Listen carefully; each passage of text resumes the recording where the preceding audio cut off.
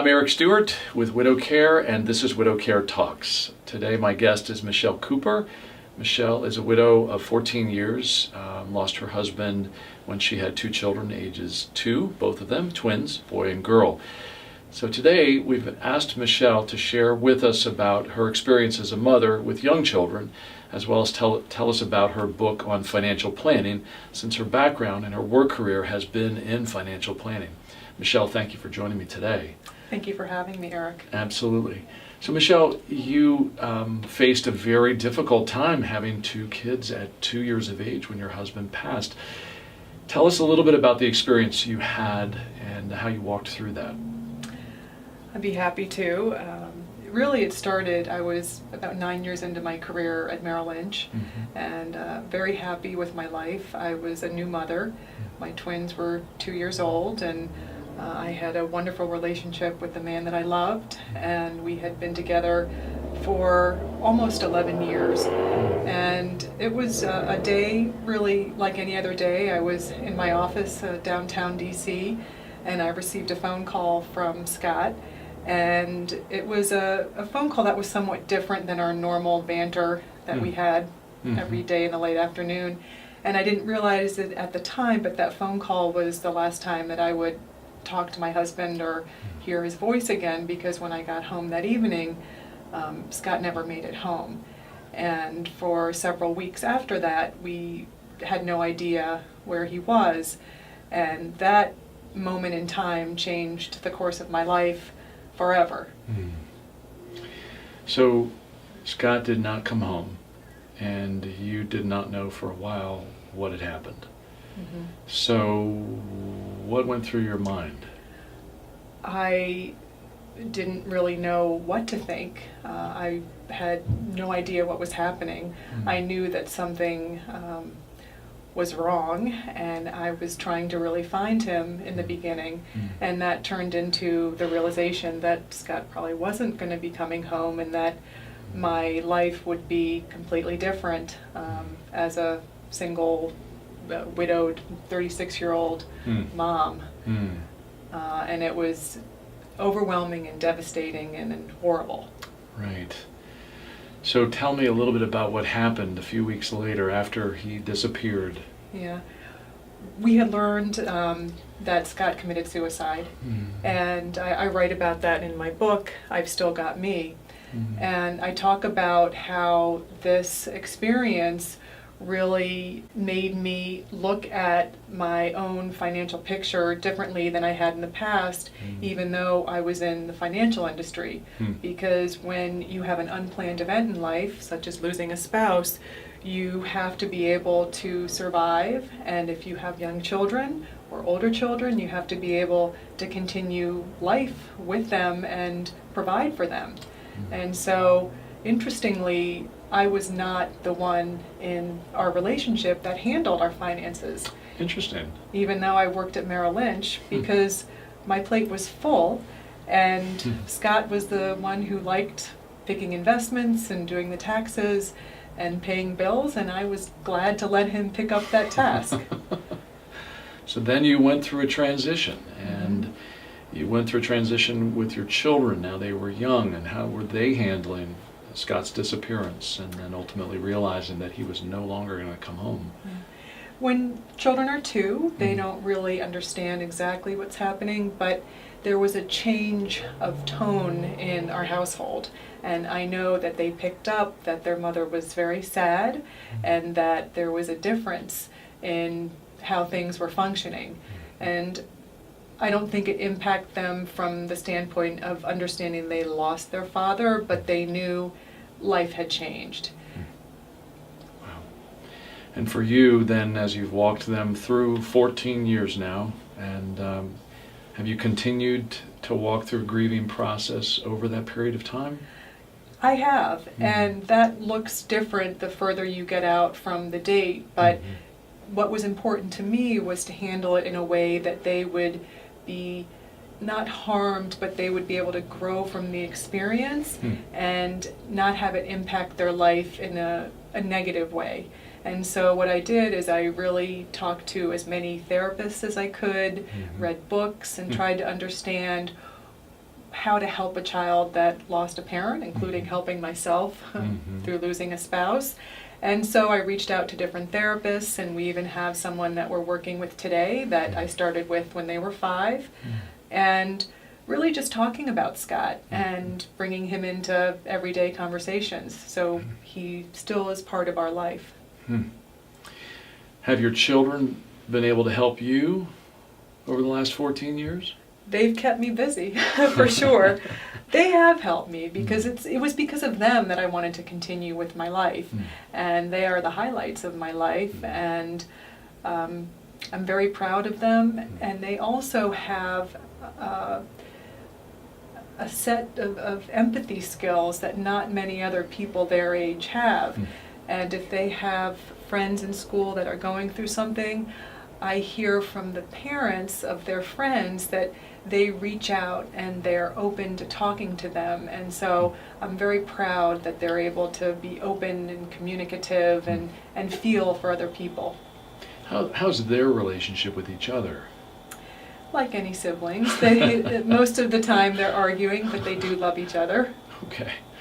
So you've written a book that has actually ministered to many widows. And what have been some of the reactions to your book? Incredible reactions. Women have come up to me after talks that I've given, shared with me their own personal stories, some that have had suicide in their life where they have felt they aren't able to talk about it before. They've been able to open up. They've also shared with me that they're not on top of their own finances, even if they're women that are in the workforce and have been working for many years. Sometimes they're stay-at-home moms. Right. But people, through listening and reading my story, are able to put themselves in my shoes and think about planning for their own uncertainties in life. Now, money management is different than investing in money. So how were you able to make the transition into managing money in your household? Was it a natural transition, or did you have to walk through some tough times? Well, of course I had to walk through some tough times because I had to figure out, do we have enough finances to continue our household? And I talk about that, exactly what I did in my book. But in terms of managing it, you have to get a handle on what your needs are, what your lifestyle demands are, and what your goals are. And I find that working from that perspective versus just looking at numbers on a page or investments is very helpful for people, especially going through life transitions. So in your book, what have been the top responses that you've gotten to changes that widows have read and they see, oh gosh, I need to do this differently? What would you say those key changes are? Well, the top change is that they need to better understand what they own, what they owe, and then be one with their goals in life. So instead of delegating those concepts to someone else, they are looking at them themselves in a little different light. Okay. And then the second thing that I talk about that has been very resilient with people is trying to put their life back together and find happiness again. And when you're newly widowed, you really think that I'm never going to find anyone that loved me or loves me the way that my spouse had. And the fact of the matter is that there are new relationships to be created, and they can be just as loving and rewarding as the one that you had, and to have hope in life, because I do truly feel that the best is yet to come, no matter what comes in our path. So important to have hope. Yes. Every day, that it springs new, that a new day is come, and there's going to be a new wave to ride, new opportunities and new relationships to have. So in your story, as you've walked through taking ownership and managing your household, you've also continued to be a financial advisor. So how has that helped you to serve your clientele better? I have so much more compassion and understanding of life and what truly goes on in especially women's lives. The demands that women have are very different than men's as we progress through our life. We usually are the primary ones taking care of the children. women take care of aging parents. Usually daughters are the most common caregivers. And when we do these things, we take ourselves out of the workforce in one way or another. So I've been able to explain things to a family, to a couple, in a different way where people get it and have an aha moment. And this makes them more informed about their own finances, and so they're able to dig deeper and get excited about it. Where have you seen holes in how widows are cared for and treated within our culture? I think that unless you've really gone through it, you don't quite understand or have the compassion, and sometimes widows can be forced to make decisions in the short term that a year later, when they have a clearer head, they might not make.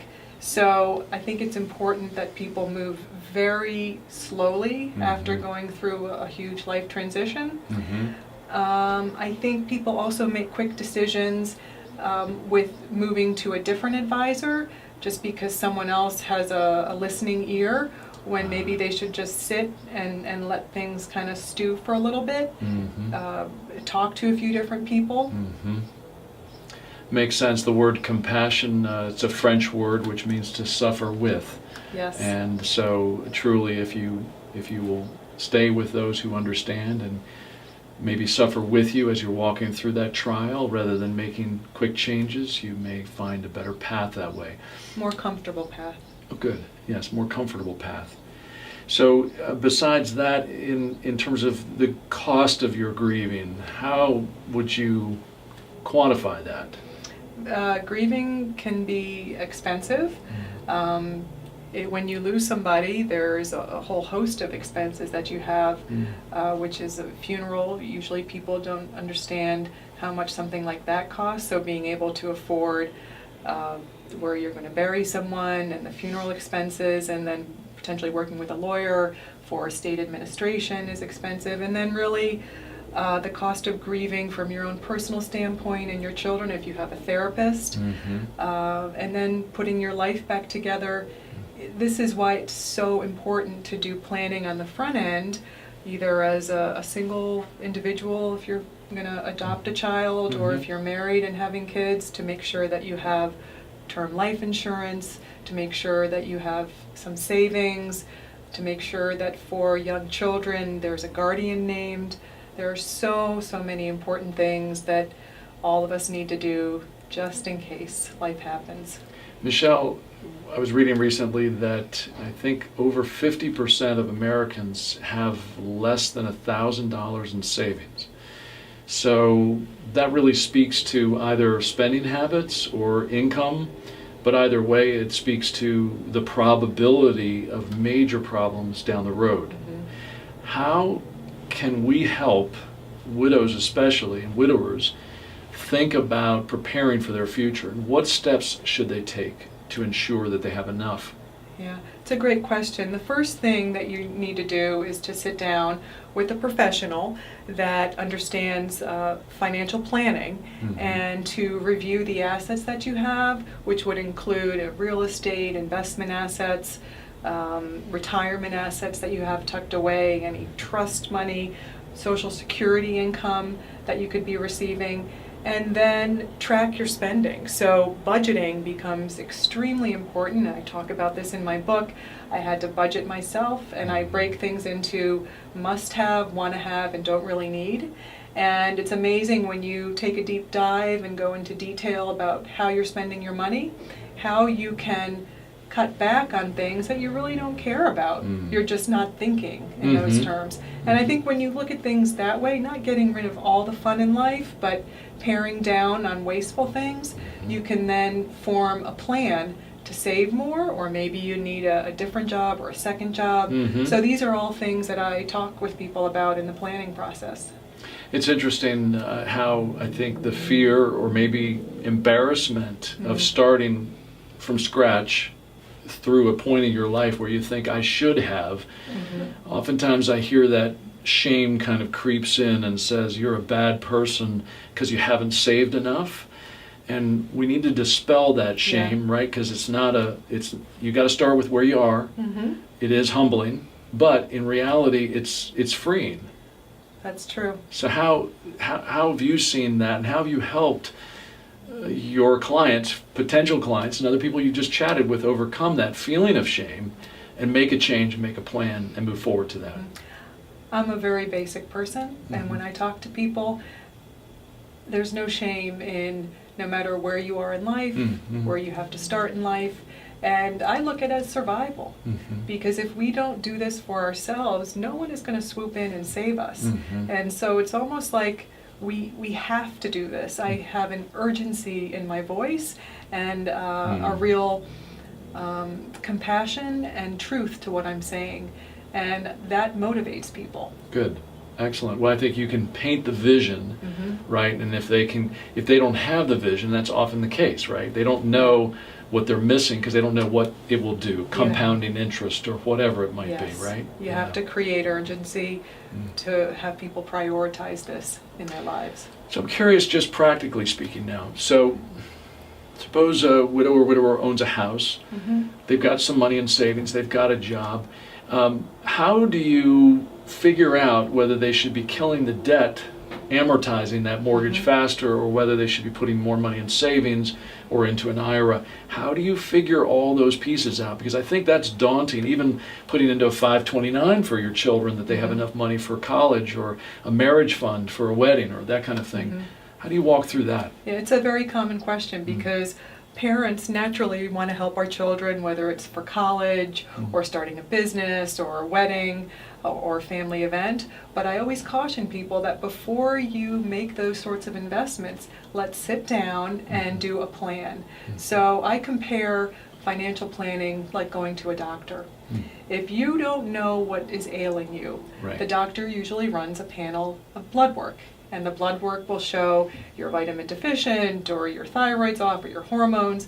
The financial plan is the same sort of deep dive into your own financial health. And by laying all those pieces out, we then figure out what is the best course of action. Should we pay down the debt? Should we put more in savings?